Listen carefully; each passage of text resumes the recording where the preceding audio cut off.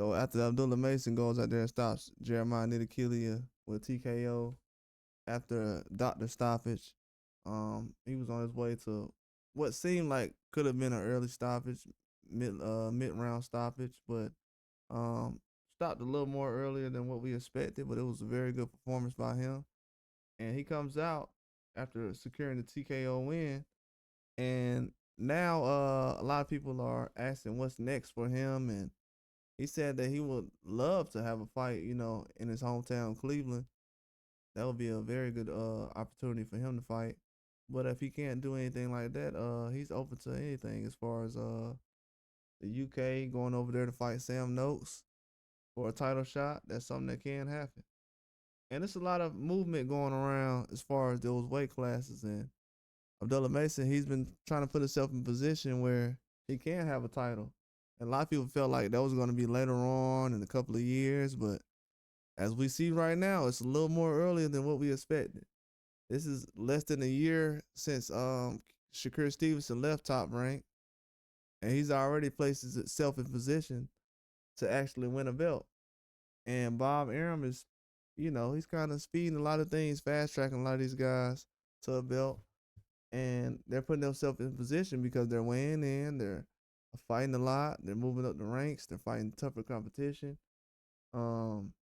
Things are kind of happening right now for Abdullah Mason, but after seeing the things that happened with Keyshawn Davis and him getting called out by Keyshawn Davis, he's making some adjustments and he's starting to realize that everybody is basically competition at this point. If you're going to be going out here trying to be a title contender and a champion, you got to make sure that you know that everybody around your weight class is going to be eventually a rival at some point. This is boxing. This is not like football where you can just join teams and, eventually guys are going to have to expose themselves as far as in boxing. That's the sport. That's the way things go. That's the nature of it.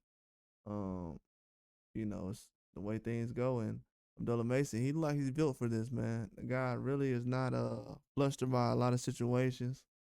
He has his family around him. He's really humble, low key, not really you know, rambunctious or anything like that. But he's definitely a guy who's knows what he wants in boxing. And if you look at a lot of this action that's going on at 135, he's starting to really become a huge name at 135. I'm gonna be real with you. He's one of the most talked about prospects in the last 10 years. From what I've seen, people have not really talked about a prospect like this. Even 4 or 5 fights ago, he was starting to get a lot of traction. People were starting to talk about him a lot. And ever since he's been on Top Rank and been matching up well, stuff is starting to get a lot more tougher for him as far as the competition. And he's coming out with stoppages. I think he's like at 8 or 9 straight stoppages at this point. That's a huge feat for a guy like him. And the competition is just going up as each fight goes by.